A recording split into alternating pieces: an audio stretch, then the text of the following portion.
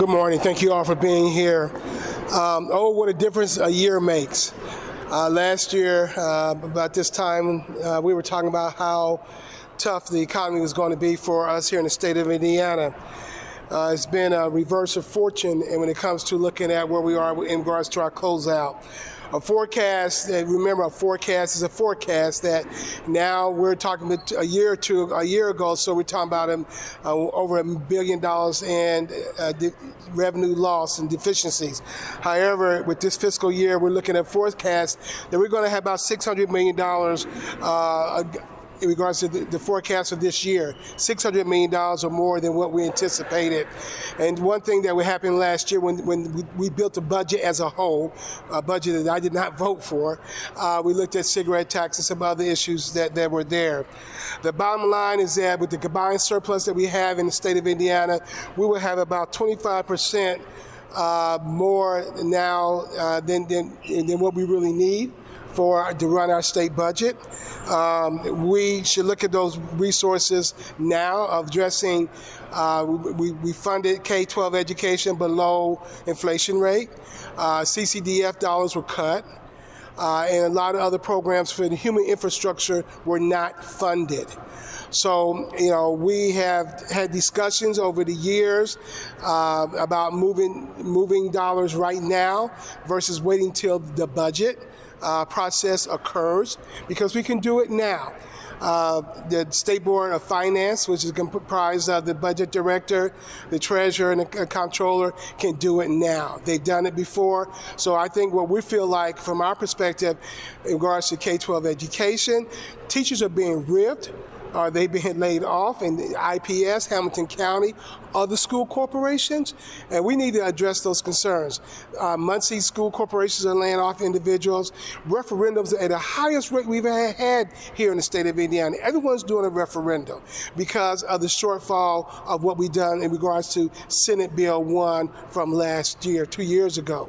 Senate Bill 1 has really hurt local government as well as local schools. So what we're asking is that we look at particularly the tuition support, which you look at the budget closeout, it's $100 million in tuition support. Take some of that money now. We can talk about having AAA bonding and how great we are, but what about the infrastructure? What about the students?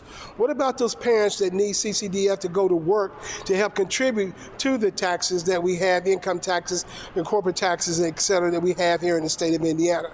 So the only thing that we're asking is that we will continue to look at it holistically, not have a one-way street when it comes to the budget, but a two-way street when it comes to human infrastructure and the people that we have here within the state of Indiana.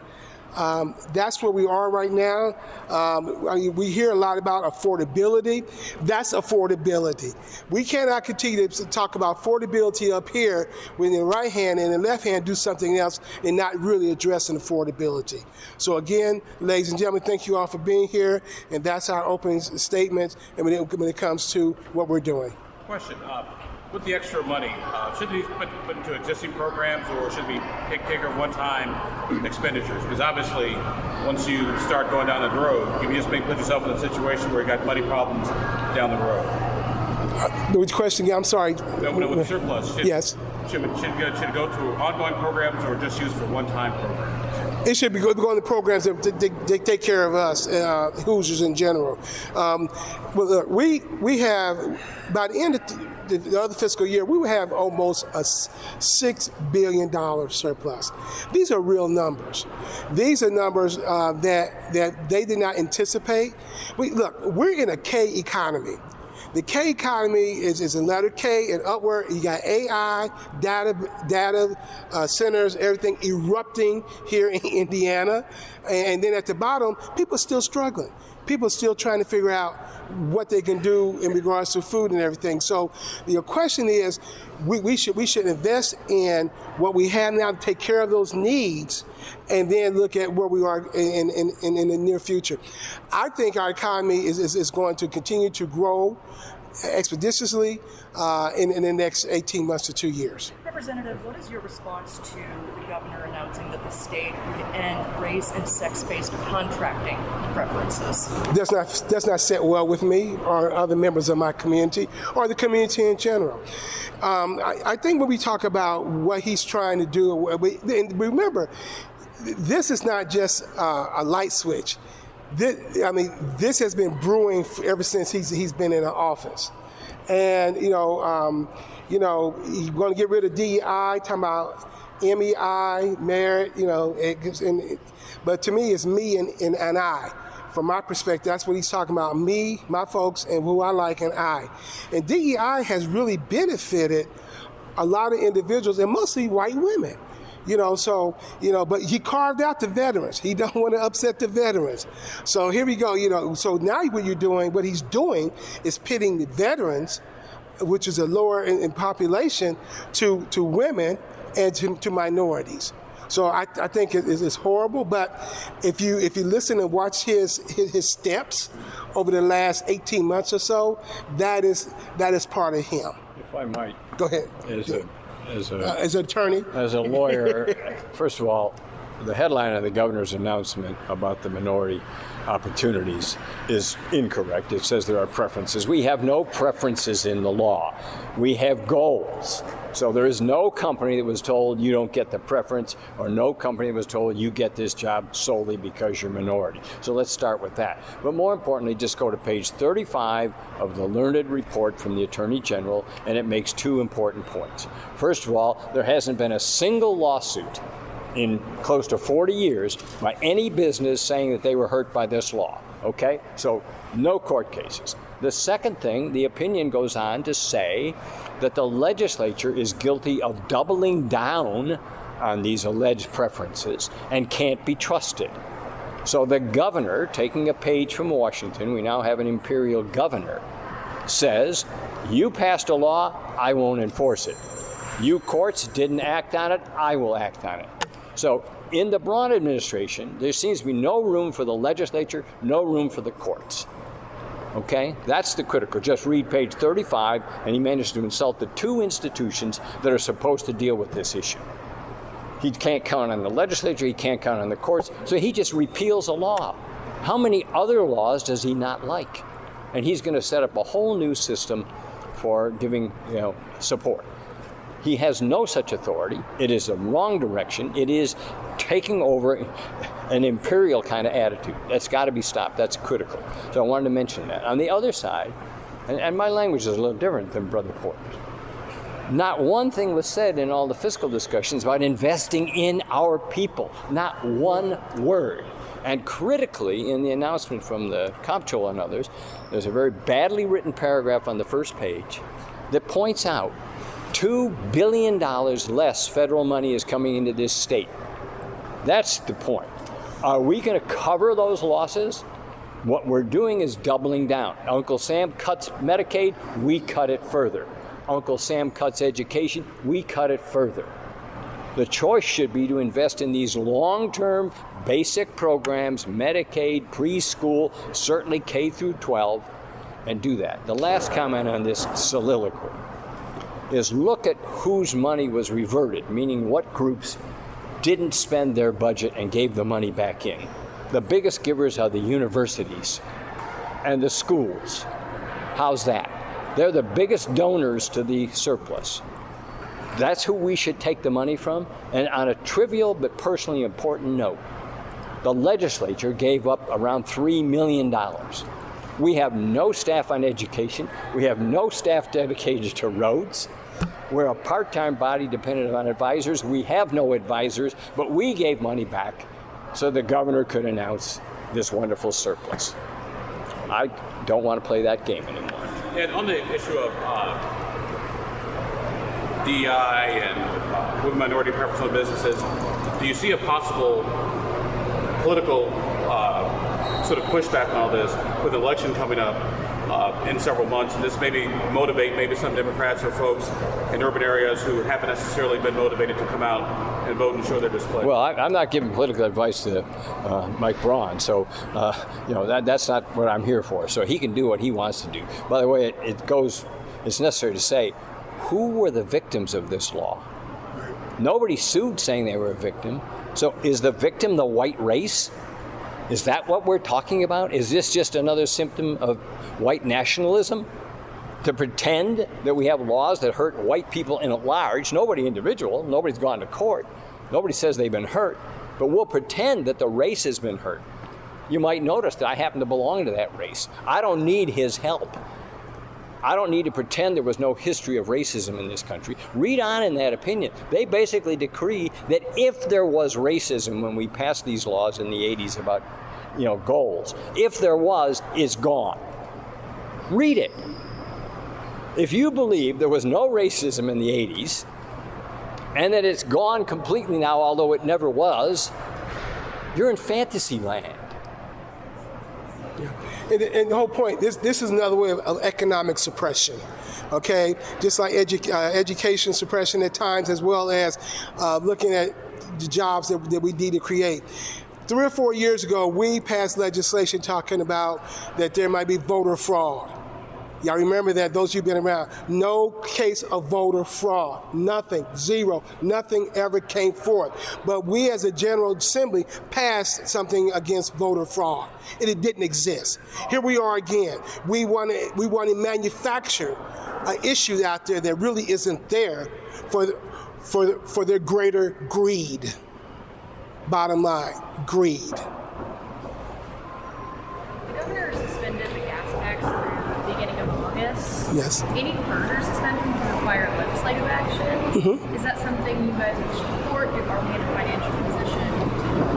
Well, thus far, we're talking about $80 million in regards to the gas tax suspension. But first of all, I want to thank the governor for taking up the Democrat idea of saying to suspend the gas tax. We came up with it first. It took him a long time to say yes, but that was our idea. So I want to thank him for reaching across the aisle in his blindfold and doing it. Okay. In the General Assembly, I believe that there may be an appetite to continue that. It's $80 billion. But the whole point is that how are we going to make sure we get those monies back to local government, for road funding. So as long as as the economy continues to boost and grow as it is, I think we should have the means to continue the gas tax if we have that desire. It's affordability, That's the bottom line. It's about affordability. At one simple point, the governor's budget director, I believe, said that the General Assembly, the governor's budget director, as I heard him, is saying that the General Assembly will have to decide how to backfill the money from the state highways. Apparently they're going to reach into some pocket and refund or help out the locals. But they want us to have the opportunity, Greg, to vote on putting more money. And the governor has raised a very interesting point. We don't put general revenue into the highway business, the roads and highways. We don't. It comes from the taxes that relate to uses of the highway. So it might be an idea. But I would rather we put money into more local education, but that's his talk. What's the fallout going to be when the suspension ends here in early August and prices go up 60 cents a gallon? That's the governor's problem. Is there any appetite? I'm happy to take the discount every time I go to the pump. The governors have to decide when he stops giving the kid the candy, okay? And I want to watch the reaction. Is there any talk of coming back to? Come on, man. Oh yeah. I'll say it again. The question is, what's going to happen if the governor stops giving us the 60 cent a gallon break? And I'm saying that's his problem, A. And it's very interesting when the governor stops giving candy to the kid, treating the public like we're not part of the United States, we're not in this war. When he gets tired of playing that game, he's going to pay whatever price there is for that. I'm here to take those breaks. I'm happy my citizens are getting those breaks. I'm not opposed to them, but he's got his problems. What is your reaction to the fact that once a gas tax holiday expires, we also got Senate Rollback number 1, they'll be kicking in as well, which will raise a lot of local income taxes for a lot of local governments. Are we just basically staring down the premise of a major tax increase next year? At what level? Yeah, at what level? Absolutely. Yeah, absolutely. I mean, we've talked about this before. When Senate Bill 1 came out, we talked about what was going to happen, but no one really paid as much attention. So Senate Bill 1, when it does hit, and everything with the gas tax, it's going to erupt to an economic catastrophe from our perspective. It's not going to be good, and people are going to realize. People think with their pockets and pocketbooks and what's going on in their household. And right now, I believe as I say, it's kind of simmering and marinating, because it's going to, when it happens, it's really going to cook. And we're as a General Assembly, we're going to do some real dig deep in regards to looking at the economic situation that we have as a state. Right now, things are better. Like I said, the difference a year make, but reality was set in, and what we want to do. What will be the will of the governor and the supermajority at this moment? It won't do it, but it won't be in the future. So that's where we are. But remember, they can do things now through the State Board of Finance to help take care of some needs that we've always talked about. Yeah, we should step out of our shoes for one moment and pretend that we're not in the state legislature, Craig and I. We're in a city county council, or the county council, or the county commissioners somewhere out in Indiana, or a school board. We have squeezed them with the tax legislation that we did on property taxes. So they're supposed to sit there today and watch this press conference and say, isn't it nice they're all happy at the Statehouse? They got a surplus. We can't pave our roads. We can't pay our teachers. We got to have multiple referenda. We got to raise local income tax, but it's okay. Governor Braun is happy. I don't think they feel that way. And they're mostly Republicans. And the question is, will they come out and demand something from their own governor, or are they going to sit on their hands as they typically do? That's up to be seen. Thank you very much. Thank you. Thank you. I actually have one more question. Oh, okay. Yeah. Sorry, everybody. That's all right. Indiana Black Expo summer celebrations this week.